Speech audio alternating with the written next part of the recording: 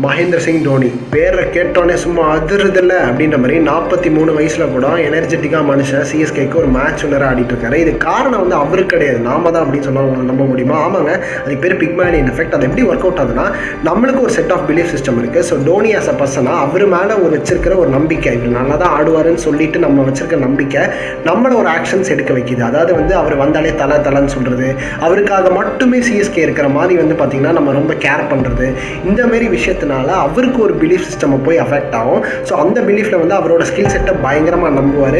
இந்த மேட்ச்சில் நான் நல்லா ஆடுவேன்னு சொல்லிட்டு அவர் நம்புறதுனால அவர் ஒரு ஆக்ஷன்ஸ் வந்து எடுக்கிறாரு.